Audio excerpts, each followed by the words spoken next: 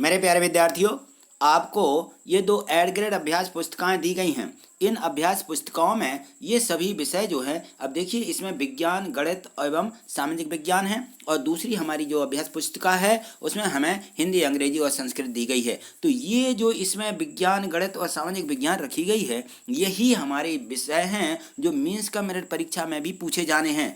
तो मीन्स का मेरिट परीक्षा, इसमें क्या होता है, इसकी परीक्षा कैसे होती है, कब होती है, इसमें फॉर्म कब भरे जाते हैं, तो इसकी भी मैंने एक वीडियो बना करके इसी यूट्यूब पर चैनल पर डाल दी है।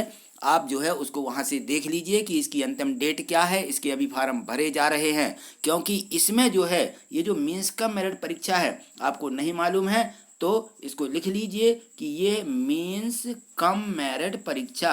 अपने टीचर से भी पूछ लीजिए, मीन्स कम मेरिट परीक्षा इसमें होता क्या है। इसमें शासन, यदि हम इस परीक्षा में पास हो जाते हैं तो सरकार 9वीं से 12वीं तक 12,000 रुपया स्कॉलरशिप देती है, यानी 1,000 रुपया महीना आपके खाते में हर वर्ष, हर महीना जमा होगा।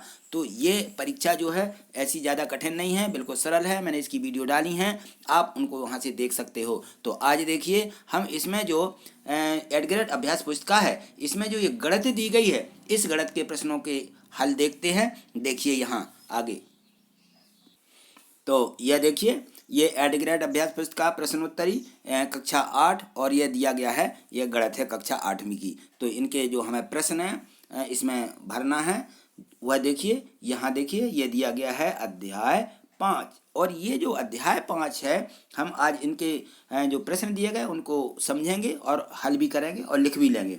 तो इसमें है आंकड़ों का प्रबंधन, अध्याय 5। इसके पहले जो अध्याय 1, 2, 3, 4 दिए गए हैं, उनकी वीडियो भी मैंने इसी यूट्यूब पर डाल दी हैं, आप उनको वहाँ से समझ लीजिए। ठीक, आज हम देखते हैं इसके प्रश्न क्रमांक 1 को। देखिए यहाँ, जब यहाँ दिया गया है कि जब एक पासे को फेंका जाता है तो निम्नलिखित प्रत्येक घटना से प्राप्त होने वाले परिणाम को लिखिए। यह हमें प्रायिकता का अध्याय दिया गया है। तो इसमें जो हमारी प्रायिकता होती है, इसको किस प्रकार से हमें पासा क्या होता है, पासा जो हमारे पासे रहते हैं, और वो पासे जिसमें मतलब 6 फलक होते हैं और उनमें 6 ही तरफ अंक लिखे रहते हैं, जिसको हम छकड़ी भी बोलते हैं, तो वह पासा है। इस पासे को फेंकने पर क्या होता है, ये प्रत्येक घटना के प्राप्त होने के परिणामों को लिखिए। यदि हम कोई पासा फेंकते हैं तो उसमें 6 अंक होते हैं, और इसमें जब हम फेंकेंगे 6 अंकों में से, तो एक पासे को फेंकने पर 4 से बड़ी संख्या, यहाँ लिखा हुआ है कि ये देखिए 4 से बड़ी एक संख्या हो, हमें वह स्थिति ज्ञात करनी है। तो यहाँ देखिए हमने इसमें लिख दिया है कि एक पासे को फेंकने पर 4 से बड़ी एक संख्या का परिणाम 5 होगा, क्योंकि 4 से बड़ी क्या होगी, हमें एक संख्या लिखनी है। तो 4 से बड़ी इसमें परिणाम कितने होते हैं, 1, 2, 3, 4, 5, 6, ये परिणाम होते हैं। तो हमें 4 से बड़ी पूछी गई है, तो 4 से बड़ा अंक क्या आएगा, 4 से बड़ा 5 आएगा। 2 पूछे गए होते तो हम 5 और 6 लिख सकते थे। तो यहाँ पे एक अंक पूछा गया है, वह हमें लिख देना है कि यह जो है 5 होगा, या 6 भी लिख सकते हैं कि 6 होगा। हाँ, 6 लिख दीजिए, ठीक है। अगले प्रश्न को देखिए। अब यहाँ देखिए बा में दिया गया है कि 4 से बड़ी संख्या ना हो, 4 से बड़ी ना हो। तो हमारी संख्या क्या है, 1, 2, 3, 4, 5 और 6 हैं। तो कह रहा है 4 से बड़ी ना होना चाहिए, तो कितनी होना चाहिए, ये हो जाएंगी फिर 1, 2, 3, 4 ये होंगी। तो हमने यहाँ लिख दिया कि पासों को फेंकने पर 4 से बड़ी संख्या ना होने का परिणाम क्या होगा, 1, 2, 3, 4, ये लिखना है। ठीक, अगला प्रश्न देखें। हाँ, प्रश्न क्रमांक 2 को देखिए। एक थैले में 10 कंचे हैं, 10, जिनमें 4 सफेद, 3 लाल, 2 नीले, 1 हरा है। थैले में से बिना देखे कंचे निकाले जाते हैं, निम्नलिखित की प्रायिकता क्या होगी। तो हमें इसकी प्रायिकता निकालनी है कि थैले में बिना देखे जो कंचा निकाला जाएगा वह कौन सा होना चाहिए, उसकी हमें प्रायिकता ज्ञात करनी है। तो देखिए इसको, तो यहाँ देखिए इसमें दिया गया है कि लाल कंचे प्राप्त करना, यहाँ लाल कंचे की हमें प्रायिकता निकालना है। तो अब देखिए लाल कितने हैं, 3 हैं, तो हम लिखेंगे कि घटना के कुल परिणाम कितने हैं। ये तो हमें 10 कंचे दिए गए हैं तो हमने लिख दिया है कि इनकी संख्या 10 है। और घटित होना माने हमें 3 लाल क्या करना है, ये हमें 3 लाल कंचे हों प्राप्त करना है। तो इसका परिणाम हो जाएगा 3। तो इसका ये होता है कि लाल कंचा प्राप्त करने की प्रायिकता घटना के परिणाम की संख्या और घटना के कुल परिणामों की संख्या। तो घटना के परिणाम कितने हैं, तो इसमें हमें 3 दिए गए हैं तो हमने 3 लिख दिया और कुल परिणाम कुल 10 दिए। तो ये लाल कंचे की प्रायिकता हो जाएगी 3/10। ठीक, अगले प्रश्न को देखिए। अब यहाँ प्रश्न को देखिए, इसमें लिखा कि सफेद कंचा ना प्राप्त करना। अब हमें सफेद कंचा प्राप्त नहीं करना है। तो सफेद कंचे कितने दिए गए थे, सफेद कंचे हैं 4 दिए ना। तो हमारे कुल परिणाम कितने हैं, कुल परिणाम 10 हैं। सफेद कंचा ना प्राप्त करना, उसके परिणाम क्या होंगे भाई, सफेद नहीं करेंगे तो 3 लाल हैं, 2 नीले हैं, 1 हरा है। टोटल कितने हो जाएंगे, ये हो जाएंगे हमारे 6। इनको हमने जोड़ दिया कि ये हमारे इनको हमें प्राप्त करना है। तो सफेद कंचा ना प्राप्त करने की प्रायिकता क्या हो जाएगी, हमारे घटना के परिणाम कितने हो गए, ये हमारे हो जाएंगे 6 और कुल परिणाम कितने हैं, ये हो जाएगा 10। तो कुल परिणाम इसकी प्रायिकता हो जाएगी सफेद कंचा ना प्राप्त करने की प्रायिकता 6/10। और इसको हम काट देंगे, 3 एकम 3, 2 एकम 2, 2 पंचे 10। तो ये आ जाएगी 3/5। ये हमारी इसकी प्रायिकता होगी, यह हमें लिख लेना है। ठीक, अगले प्रश्न को देखिए। यहाँ इस प्रश्न को देखिए, प्रश्न क्रमांक 3 दिया गया है कि 33 बच्चों की अंग्रेजी परीक्षा के प्राप्तांक 100 में से इस प्रकार हैं। 100 में से ये जो 33 बच्चे हैं इनको इस प्रकार से अंक मिले हैं। जैसे पहला बच्चा है तो इसको 69 अंक, दूसरे को 48, तीसरे को 84, फिर 58, फिर 84। तो इस प्रकार से ये 33 बच्चों के अंक यहाँ पे लिखे गए हैं ये सभी। तो हमें क्या करना है, इनका मिलान चिन्ह का प्रयोग करते हुए बारंबारता सारणी बनाइए। बारंबारता सारणी बनाना है। तो यहाँ देखिए इस प्रकार से हम इसकी बारंबारता सारणी बना लेंगे। यहाँ देखो ये हमने इसका हल लिख दिया है और यहाँ पे ये बारंबारता सारणी, ये हम इस प्रकार से टेबल बनाएंगे। तो सबसे पहले लिख लेंगे प्राप्तांक, यहाँ लिख लेंगे मिलान चिन्ह और यहाँ आ जाएगी बारंबारता। तो अब देखिए यहाँ पे हमें गिनती करना है कि ये जो हमारा 69 है ये कितने बार आया है। तो इसको हमें चेक कर लेना, गिनती करना है कि 1 2 3 4 5 और ये इस प्रकार से ये हो जाएगा हमारा ये 6 बार। तो ये 6 बार आया है। तो 6 के मिलान चिन्ह को कैसे लिखते हैं, हम इस प्रकार लिखते हैं 1 2 3 4। जब ये 4 हो जाते तो हम एक ऐसा मिला देते हैं तो ये हो जाता हमारा 5। 5 के बाद 6 दिया तो हम इसमें क्या करेंगे, एक और आगे डंडा खींच देंगे ऐसा। तो ये हमने यहाँ पे लिख दिया कि 5 और 1 6। तो बारंबारता में अपने अंक इस प्रकार से लिखेंगे, ये 6 हो जाएगा। तो इसी प्रकार से जो है हमें ये जो सभी अंक दिए गए हैं प्रत्येक को क्रमशः लिखते हुए इनको हम सभी के लिख लेंगे कि 48 कितने बार आया है। यहाँ देखिए मैंने लिखा कि 48 3 बार आया है, 84 ये 2 बार आया तो यहाँ 2 लिख लिया, 58 3 बार आया 3 लिख लिया, 73 2 बार आया तो 2 लिख लिया, 83 2 बार आया है। इसी प्रकार से 66 देखिए ये 7 बार आया है 66। और यहाँ देखिए 64 ये 4 बार आया है, 71 ये 3 बार है और 81 हमारा 1 बार है। तो इन सबको हम जोड़ते हैं तो ये 33 होना ही चाहिए क्योंकि 33 विद्यार्थी हैं। तो इस प्रकार से हमें ये बारंबारता बंटन सारणी बनाना है बस, और इसमें कुछ नहीं करना है। ठीक, अगले प्रश्न को देखिए।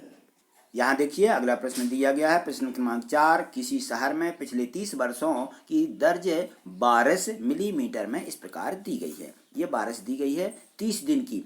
तो इसमें लिखा है आगे कि अंतराल 40 से 45, 45 से 50 इत्यादि का प्रयोग करते हुए बारंबारता बंटन सारणी बनाइए। तो जैसी हमने अभी सारणी बनाई थी वैसी हमें ये सारणी बना लेना है। यहाँ लिख देना बारंबारता बंटन सारणी। यहाँ रहेंगे हमारे अंतराल क्योंकि ये इसमें अंतराल दिए गए हैं, ये अंतराल हमें यहाँ लिखना है। यहाँ मिलान चिन्ह, यहाँ बारंबारता, ये तो ज्यों की त्यों है। तो यहाँ देखिए किस प्रकार से इन्होंने कहा कि इसका प्रयोग करते हुए 40 से 45, 45 से 50 इस क्रम का उपयोग करते हुए यानी 5-5 का अंतर करते हुए ये अंतराल हमें लिखना है। तो 40 से 45, 45 से 50, 50 से इस प्रकार से हम 55 और ये आगे के अंकों को 55 से 60, 60 से 65, 65 से 70, 70 से 75, 75 से 80 और 80 से 85 ये हम लिख लेंगे। और फिर देखेंगे कि 40 से 45 तक कितने इसमें बारिश की जो संख्या दी गई वो कितनी है। तो यहाँ देखिए हमें 40 से को इसमें सम्मिलित कर लेना है। 40 से हम क्योंकि 45 तक ले रहे हैं तो 40 और 45 को भी इसमें सम्मिलित करना है। ध्यान रहे कि हमारा जो है इसमें लास्ट जो अंक है वह हम यहाँ सम्मिलित करेंगे। तो 45 तक हमें लेना, तो इसमें मिल गई हमारी मिलान चिन्ह भी हमें 3 और ये बारंबारता 3 संख्याएं मिली हैं। 45 से 50 तक लेना है, तो हमने 45 ले लिया है, तो कहाँ तक लेंगे 50 तक, यानी 46 से 50, तो ये 2 अंक हैं। इसी प्रकार से हम आगे बढ़ते हुए इनको देखिए, ये 50 से 55, 55 से 60, 60 से 65, 65 से 70 और ये 70 से 75, 75 से 80, 80 से ये 85, सभी को हमने यहाँ से जो इसमें संख्या दी गई थी इनमें से क्रमशः छांट करके लिख लिया है। और यहाँ पे जो इनका योग है, योग 30 दिया गया था, तो इनका योग 30 होना चाहिए, बस ये इसकी बारंबारता, ये बंटन सारणी हो जाती है। ठीक, अगला प्रश्न देखें। यहाँ प्रश्न क्रमांक 5 को देखिए, इसमें दिया है अवकाश के दिनों में, मानी छुट्टियों के दिनों में विद्यार्थियों द्वारा प्रतिदिन टीवी देखने का समय घंटों में ये आलेख में दर्शाया गया है। तो यहाँ देखिए, इसमें ये विद्यार्थियों की संख्या दी गई है और ये नीचे जो है यहाँ घंटे दिए गए हैं, ये टीवी देखने का समय दिया गया है। ये देखिए 1 घंटे, 2 घंटे, 3, 4, 5, 6, 7, 8, ये हमें घंटे दिए गए हैं। तो इनमें जो प्रश्न पूछे गए हैं इनको देखिए, इसमें लिखा है कि अधिकतम विद्यार्थियों ने कितने घंटे टीवी देखा। अधिकतम विद्यार्थियों ने कितने घंटे टीवी देखा, तो अब देखिए अधिकतम विद्यार्थी किससे मिलान करेंगे हम, यहाँ देखिए हम इससे मिलान करेंगे, इसका ये दिया गया है, तो अधिकतम कितना दिया है 34, तो हम इसमें लिख देंगे कि अधिकतम वो 34, ये 34 है, तो कितने घंटे पूछा गया, तो ये 4 से 5 घंटे वाला है, तो 4 से 5 घंटे अधिकतम, यानी 34 विद्यार्थियों ने 4 से 5 घंटे टीवी को देखा है। यहाँ हमें इससे घंटे लिखना है। अगला प्रश्न देखिए, इसमें दिया गया है कि 4 घंटे से कम समय तक कितने विद्यार्थियों ने टीवी देखा। अब ये 4 से ये कम समय दिया गया है, तो 4 से कम समय तो दिया है, लेकिन हमें क्या करना है, विद्यार्थियों की संख्या को जोड़ना है। तो यहाँ देखिए ये दिया गया है, इसमें 22 है और यहाँ देखिए इसमें 8 और इसमें है 4, तो जोड़ दीजिए, तो ये कितना हो जाएगा 22 और 8 30 और 4 34। तो हम लिख देंगे यहाँ पे कि 34 विद्यार्थियों ने 4 घंटे से कम टीवी को देखा है। अगला प्रश्न देखिए, इसमें दिया विद्यार्थियों ने टीवी देखने में 5 घंटे से अधिक समय व्यतीत किया। कितने विद्यार्थियों ने 5 से अधिक घंटा टीवी को देखा है, तो यहाँ देखिए ये हमें दिया गया है इसमें कि ये 5 से अधिक वाले ये विद्यार्थी हैं, 5, 6, 7, 8, तो यहाँ 2 ही है मात्र ये। तो पहले वाला दिया गया है 8 और दूसरा वाला देखिए 4 से अधिक, 2 माने 2 अधिक है तो 6, तो हम जोड़ देंगे कि 8 और 6 कितना हो जाएगा, ये 14। तो 5 से अधिक घंटे देखने वाले विद्यार्थियों की संख्या क्या हो जाएगी, ये हो जाएगी हमारी 14 विद्यार्थियों ने 5 घंटे से अधिक का समय टीवी देखने में व्यतीत किया। ठीक, अगले प्रश्न को देखिए।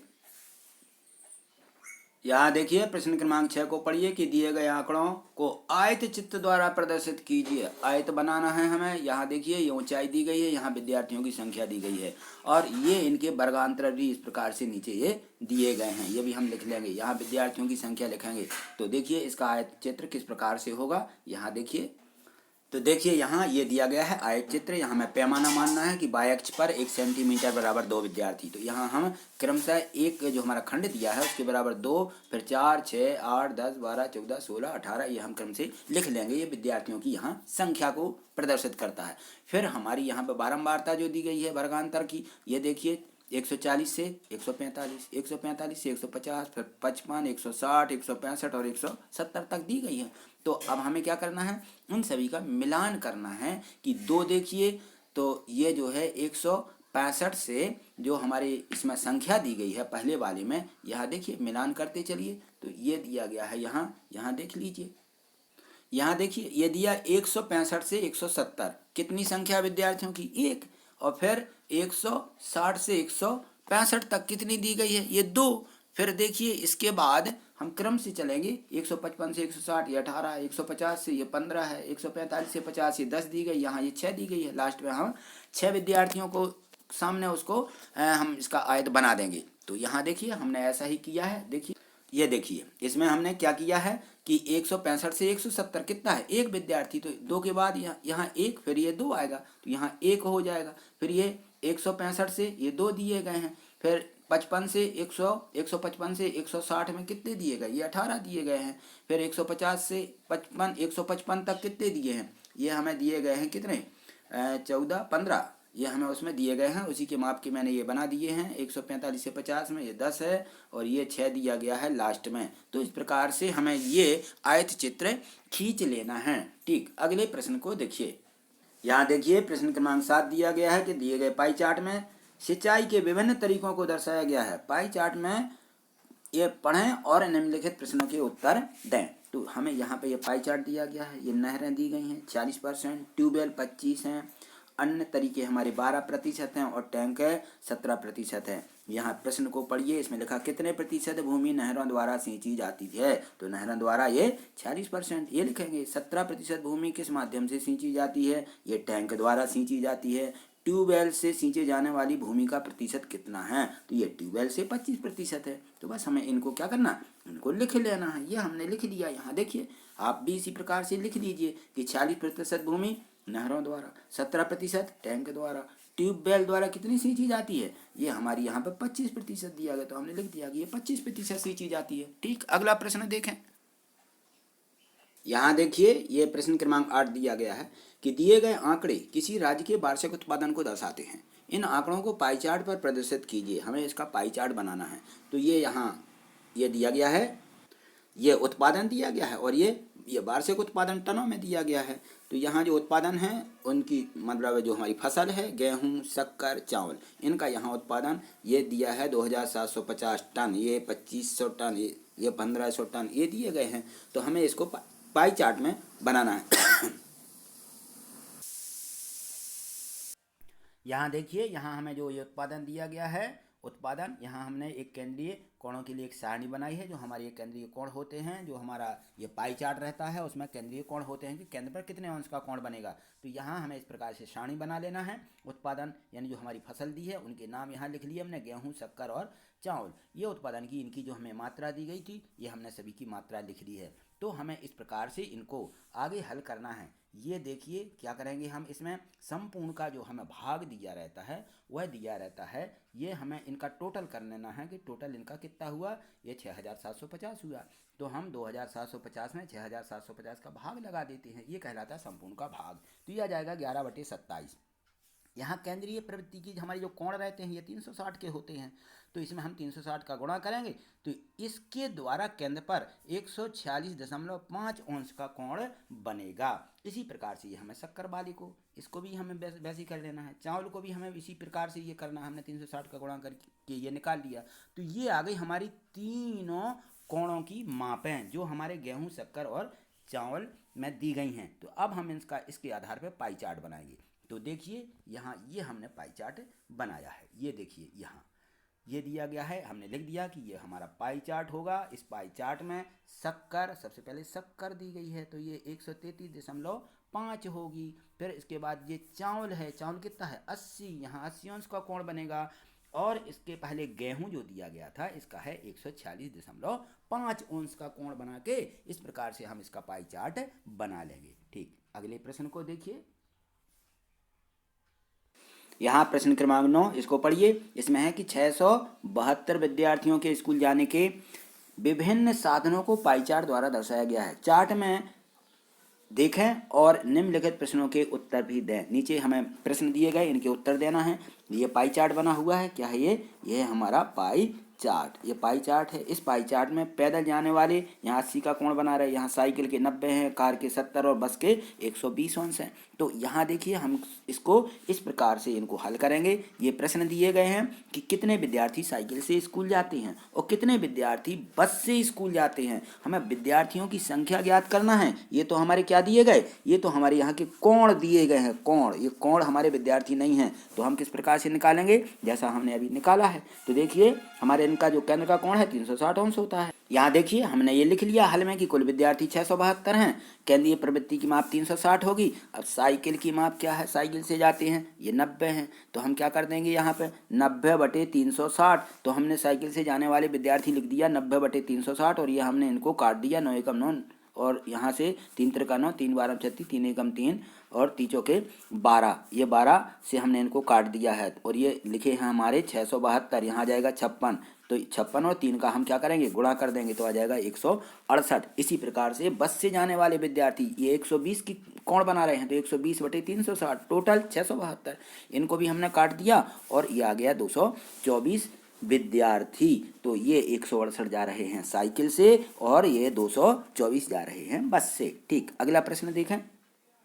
प्रश्न क्रमांक 10 को देखिए। दिए गए आंकड़े व्यक्ति के एक समूह द्वारा पसंद किए जाने वाले रंगों को दर्शाते हैं। इन आंकड़ों को एक पाई चार्ट द्वारा प्रदर्शित कीजिए। यहाँ देखिए, यहाँ व्यक्तियों का प्रतिशत दिया गया कि 45, 30 और ये 25% है। तो यहाँ जो इनके रंग दिए गए हैं, ये रंग दिए हैं कि लाल, हरा और पीला। तो लाल रंग ये 45% है, तो कितने का 45/100। और केंद्रीय प्रवृत्ति की माप कितनी होती 360, तो हम इसमें 360 का गुणा कर देंगे। तो ये देखिए यहाँ मैंने कर दिया है और हल में लिख दिया कि केंद्रीय प्रवृत्ति के माप बराबर लाल रंग 45/100, 45% है और गुणित में कितना आ जाएगा 360 और इनको काट देंगे तो बराबर मिल जाएगा 162 अंश। और हरा रंग क्या होगा, हरा रंग 30 दिया, तो यहाँ हरा रंग और पीला रंग इनको भी हमने वैसे ही हल कर दिया, तो यहाँ 72 अंश आ गया, यहाँ 90 अंश आ गया। और इनको अब देखिए यहाँ पाई चार्ट में इस प्रकार से रख देना है। यहाँ हम ये पूरा एक वृत्त बना लेंगे और वृत्त में यहाँ 90 अंश का कोण बनाएंगे। पीले में 90 आया है तो ये 90 हो जाएगा। यहाँ हरा रंग, यहाँ 72 अंश का कोण बनाएंगे यहाँ से। इसके बाद ये पूरा जो बचा हुआ रहेगा ये 162 ये लाल रंग को प्रदर्शित करेगा। ये हो जाएगा हमारा क्या, पाई चार्ट। ये पाई चार्ट है। ठीक, इस प्रकार से हमने इन सभी प्रश्नों को, जो हमारे 1 से 10 तक के सभी प्रश्न दिए गए थे, हमने इनको अच्छे से समझ लिया है। क्योंकि इसी प्रकार के प्रश्न मीन से कम मेरिट परीक्षा में पूछे जाते हैं। तो ये मीन से कम मेरिट की जो परीक्षा होती है, ये परीक्षा आपको यूट्यूब चैनल पर, इसी चैनल पर डली हुई है। इस परीक्षा को क्या बोलते हैं, इसको NMMS ये भी बोलते हैं, NMMS परीक्षा इस नाम से भी जानी जाती है, national means cum merit scholarship परीक्षा।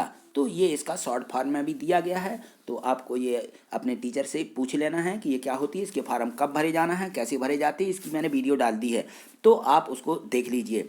यदि आपने अभी चैनल सब्सक्राइब नहीं किया है तो चैनल को सब्सक्राइब करके रखिए, जिससे मेरी आगे आने वाली जो वीडियो हैं इन्हीं पाठों की वो आपको मिल सकेंगी और ये सारी जानकारी आपको मिलती रहेगी। थैंक यू, धन्यवाद।